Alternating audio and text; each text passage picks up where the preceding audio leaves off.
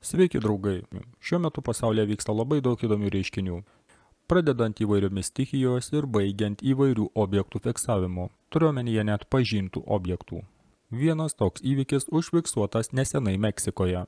Meksikoje dienos šviesoje buvo užfiksuotas, nufilmuotas 500 metrų skersmens NSO. 2012 metų spalį tuomet nelabai žinomas Popocatepelio ugnikalnis Meksikoje pateko į antraštes. Apie jį buvo rašoma bulvariniuose leidiniuose ir mokslo populiarinimo leidiniuose. Jis buvo rodomas per kiekvieną televizijos kanalą vos ne visą parą. Tokio dėmesio priežastis buvo tuomet cigaro formos objektas, įskridęs į ugnikalnio žiotis artilerijos sviedinio greičiu. Kadangi Popocatepelio kraterio skersmuo yra apie 400–600 metrų, paaiškėjo, kad galima apytiksliai įvertinti objekto dydį iki 800 metrų ilgio ir jo greitį 1–2 km per sekundę.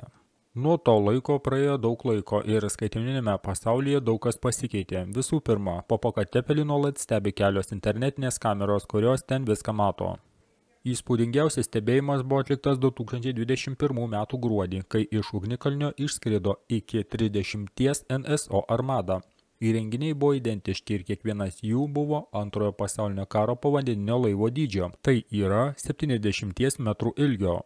Nuo tada visi žino apie Popocatepelį, nors vis dar neišmoko ištarti šio žodžio.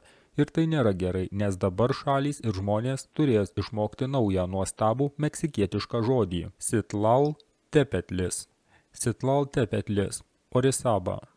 Įrenginys buvo užfiksuotas 2025 metais rugpjūčio 3 dieną, o Meksikos televizijos kanalai šiuo metu springstam šią istoriją.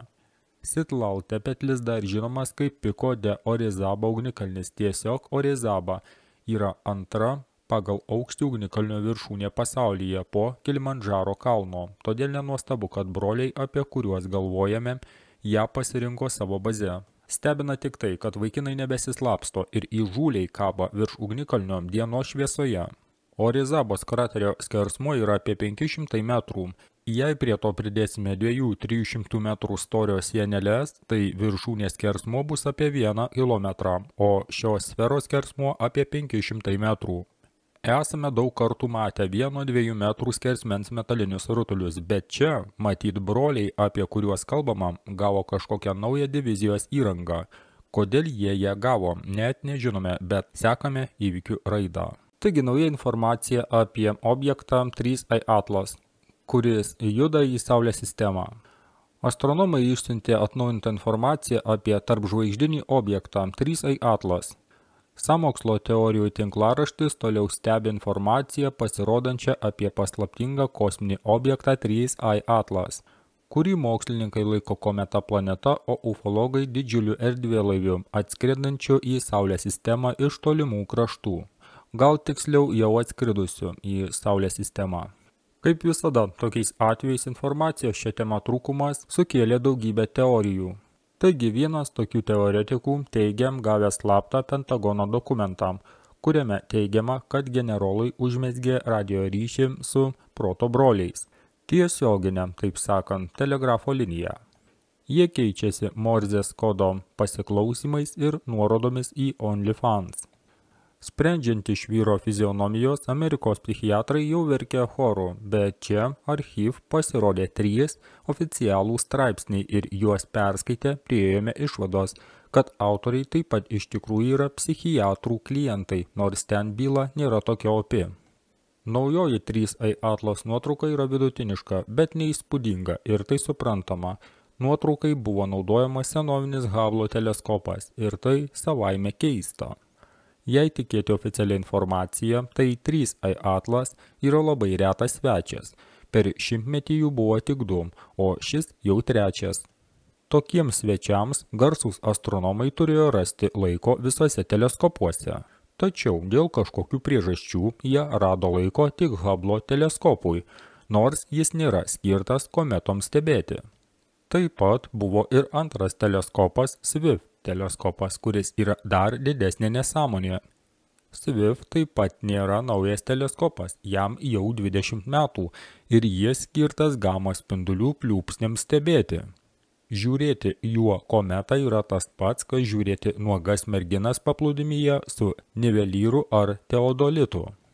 Šachtininkai ir žemėtvarkininkai tikriausiai naudoja šiuos prietaisus, žinoma, bet jei jie planuoja filmuoti pornografiją, geriau tai daryti su profesionalia kamera.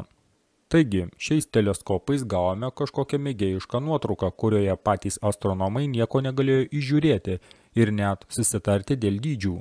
Vieni rašo, kad branduolio dydis yra 4,4 km, kiti, kad 2,8. Vieni kometoje kažkaip rado vandens, kiti sako, kad tai ne vanduo, o kosminės dulkės. Tai neatrodo kaip vanduo, nes debesis regis rodo sužadintų vandens molekulių požymius, tačiau šios molekulės yra taip sužadintos, kad tokiam požymiui susidaryti 3A atlas dabar turėtų būti kažkur Merkurijaus orbitoje, arba 1000 kartų didesnio ploto, arba judėti tolyn besiplečiančioje visatoje po didžiojo sprogimo toli į raudonąjį spektrą. Štai kodėl kiti mokslinio žurnalo šalininkai rašo, kad kometoje yra ne vanduo, o dulkės, bet tai irgi gana keista. Pirma, kometa ar asteroidas nėra senas kilimėlis pakabintas ant tvoros ir daužomas musių muštuvu. Jei iš jo kažkas išgaruoja, vadinasi uoliena, kaip ir Merkurijuje, kaitina galingą radiaciją, tačiau Merkurijaus orbita vis dar gana toli. Antra, kai kažkas iš kažkur garuoja, jis garuoja tolygiai iš visų pusių ir kometos uodega atsiranda ne todėl, kad ji buvo įkaitinta iš vienos pusės, o todėl, kad saulės vėjas traukia garavimą į srovę. Tačiau problema ta, kad saulės vėjas dabar nukreiptas priešinga kryptimi nei 3A atlas.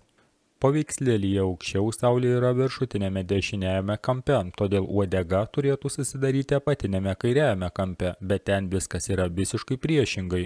Jokia kometa neturi tokių uodegų, o jei ir turi, tai optinė iliuzija, kai Žemė 6 mėnesiais anksčiau pasislenka į kitą orbitos pusę ir į kometą žiūri kitų kampų. Todėl astronomai nežino, kaip paaiškinti šį stebuklą. Štai kodėl jie rašė mokslinėme žurnale, kad gautų mokestį ir turėtų pinigų psichiatrui. Kitaip tariant, su šiuo 3A atlas objektu vis dar viskas neaišku, tad panagrinėkime kitus šaltinius. Tiesioginė to žodžio prasme 2025 m. rugpjūčio 3 dieną dienos šviesoje virš Orizabos ugnikalnio kybojo pusės metro skersmens blizganti metalinė sfera, o dabar štai virš Popokatepelio ugnikalnio kybo didžiuliai trikampiai – piramidė. Jau nekalbant apie visus kitus skraidančius strypus ir šviesos kamolius. Tai yra broliai, apie kuriuos kalbama, yra rimtai aktyvūs. Jie, kaip sakoma, vykdo misiją. Žinoma, gali būti, kad ši misija sutapo su 3A atlas atėjimu tiesiog chronologiškai, bet taip pat įmanoma, kad abu reiškiniai kažkaip susiję. Rugsėjis spalis viską parodys. Štai taip, dar kitur esu matęs informaciją, kad prie to pačio objekto 3A atlas užfiksavo skrendant ir daugybę mažesnių. Neva tai visa flotilė NSO skrenda pas mus į Žemę. Na žinot, pas mus kai visada informacijos raute tokia mėsmalė. Rinka nori, atsirinkas tau labiausiai patinka. O kadangi mes tiek daug žinome apie kosmosą, tai išvis, manau, net neįsivaizduojame, kas ir kaip ten skrenda. Ir kas iš viso yra kosmosas. Na, bet tačiau sofos ekspertam viskas žinoma. Juk patikimoji NASA jiem viską pasakė, kaip viskas yra. Ir jie patys asmeniškai visą tai juk patikrino. Taip, aš jums pateikiu šią informaciją. Bet tikrai ne kaip kažkokią tiesą, kurią noriu įtikinti. Tiesiog tokia visa informacija yra ir apie tai įdomu stebėti. Taip pat mane liūdina žmonės, kurie sako, jog kosmoso nėra, bet tuomet kas virš tavo galvos? Ne, nieko nesakau tokio, kaip oficialiai mums teigiama, gal ir nėra. Viskas gal šiek tiek kitaip, o gal ir ne šiek tiek. Na, jiems svarbiausia, kad mes to patikrinti negalim, o animacijas mums kurti ir pasakas jie sugeba. Na, o mums belieka tik stebėti. Stebėti šitą iliuzijų ir sapnų pasaulį.